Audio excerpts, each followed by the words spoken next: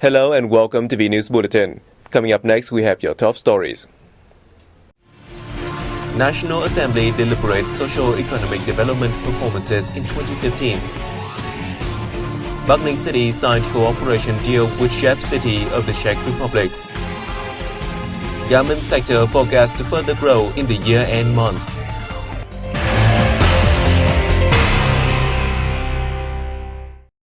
Continuing the 10th session of the 13th National Assembly on November 2nd, legislators discussed the outcomes of the Socio-Economic Development Plan in 2015, as well as orientations for the next year's plan.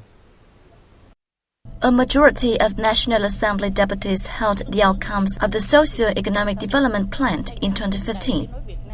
Notably, the macroeconomy and foreign exchange rates were stabilized, while inflation was kept under control, and foreign currency reserves increased remarkably.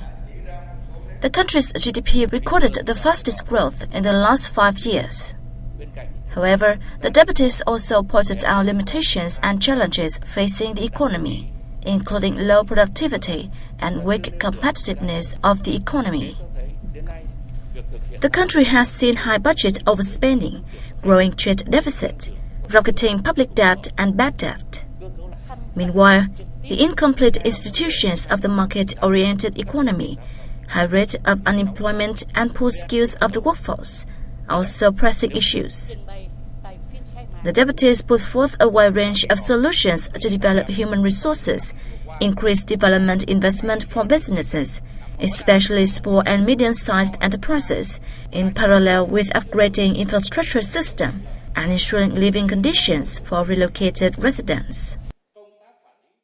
On November 2nd, the People's Committee of Bắc Ninh City signed a cooperation agreement with Shep City of the Czech Republic. More details coming up next. The two first discussed the agreement in August 2014 before inking a memorandum of understanding 3 months later in Shep, which is located in the Karlovy Vary region.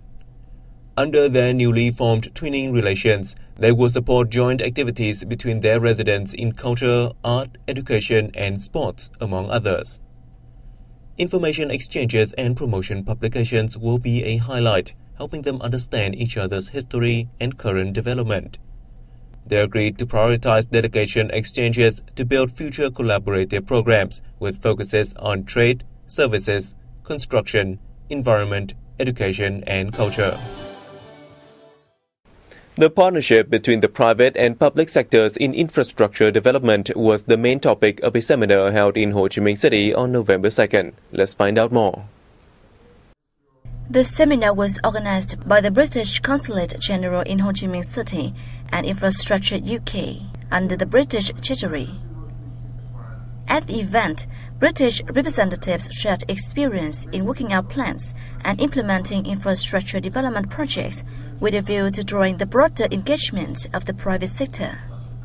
They noted that the collaboration between the public and private sectors should go in line with frameworks of legal policy, institution, industrial finance, and operation. In reality, the public-private partnership in the UK over the last decade has laid a foundation for the modernization of public services, as 900 projects worth hundreds of millions US dollars were invested by private companies.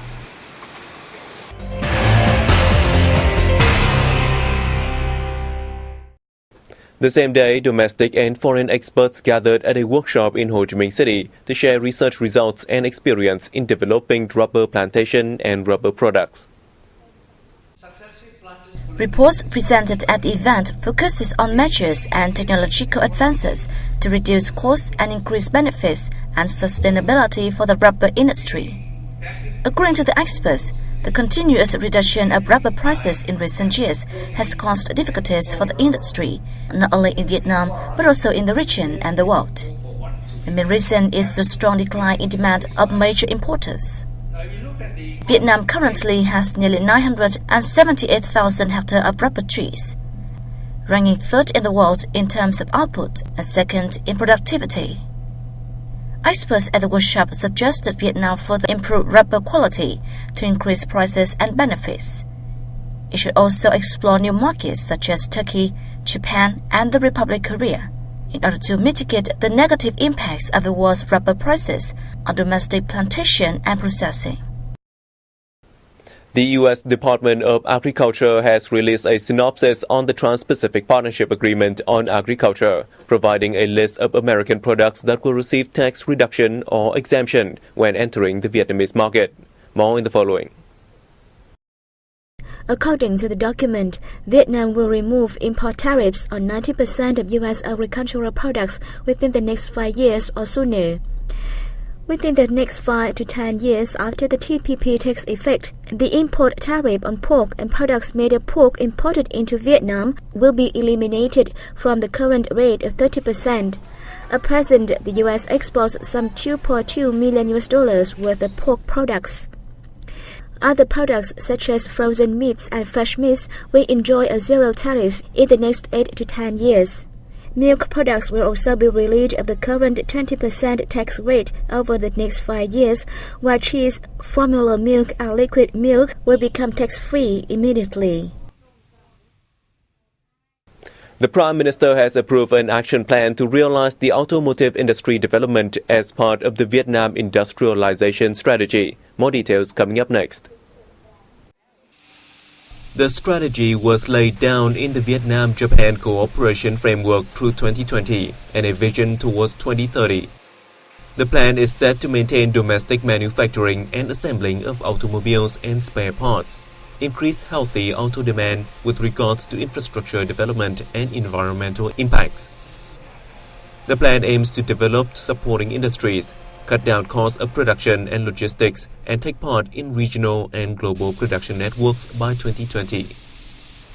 It also involves new adjustments of auto taxes and fees and simplified import procedures for automotive components from overseas suppliers.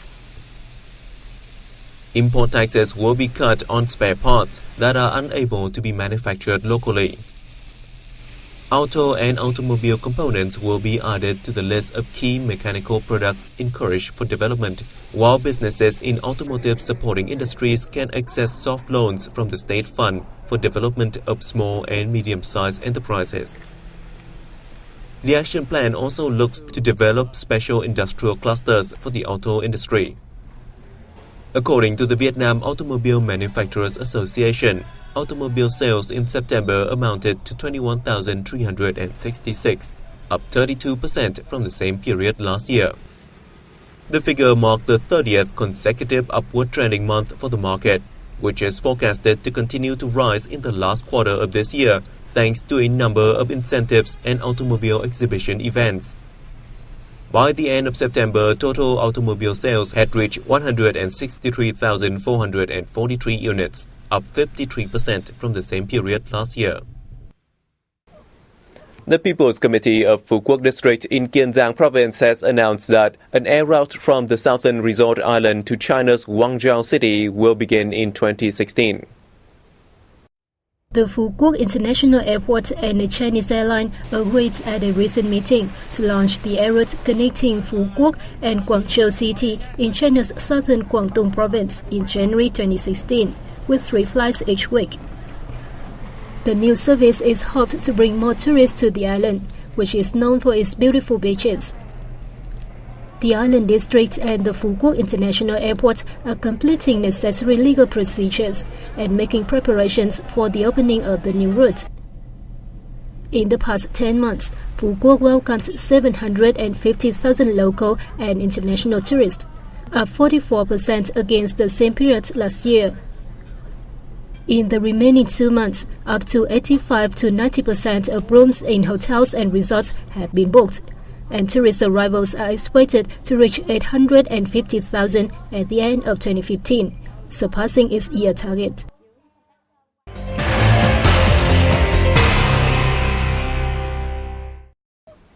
Bến Tre Province in the Mekong Delta, which is the hardest hit by climate change in Vietnam, has approved a project to prevent erosion, planting 50 hectares of submerged forest to protect the Thừa Đức Sea Dike in Bình Đại district.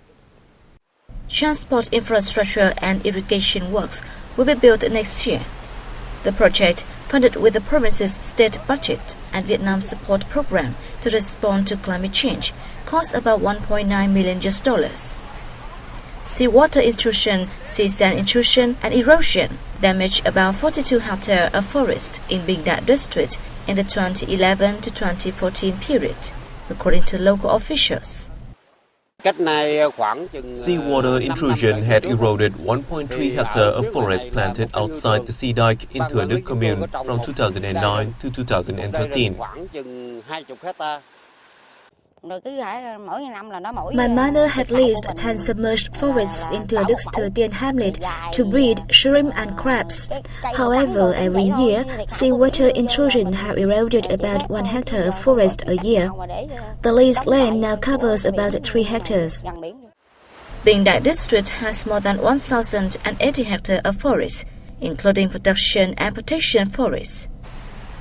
More than 22 hectares of land in the coastal areas has eroded, affecting nearly 100 families. Vietnam introduced its traditional culture at the 2015 Asian Ethnic Cultural Performances opening show held in Hong Kong, China on November 1st. Vietnamese people living in Hong Kong and Macau, China, brought to the event a number of special dances imbued with Vietnamese cultural identity. These performances received a warm welcome from visitors. The 2015 Asian Ethnic Cultural Performances also presented the cultures of 16 other Asian countries and territories and ASEAN nations, including Japan, India, the Republic of Korea, and Singapore. Started in 2010, the event aims to promote cultural exchange by showcasing traditional ethnic music and dance performances by Asians residing in Hong Kong. Hanoi's tourism sector is planning a number of activities to make breakthroughs and boost sustainable development with a focus on cultural tourism.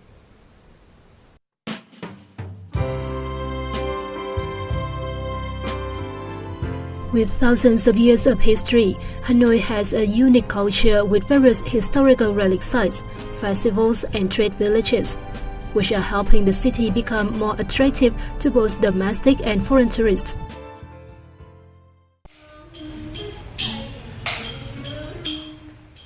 Along with ecotourism, resorts, and entertainment centers, culture tourism is also defined as a core pillar in the city's tourism master plan until 2020, with a vision to 2030 and related projects. The new Department of Tourism is also expected to help strengthen tourism management and promotion. The city will analyze its tourism market and reviewing the number of accommodation facilities, transport firms, and travel agents for better management. It is set to take part in the Chata Tourism Fair in Japan and offer intensive tourism training to locals in a number of trade villages like Bát Tràng, Vạn Phúc, and Phú Vinh. Some major projects will also be implemented to develop diverse tourism forms, including those to increase Hanoi's tourism products from 2016-2020 with orientation to 2030, promote the Dòng Festival space in Gia Lâm and Sóc Sơn districts, and upgrade the Ba Vì Suối Hai area to a national tourism site by 2020.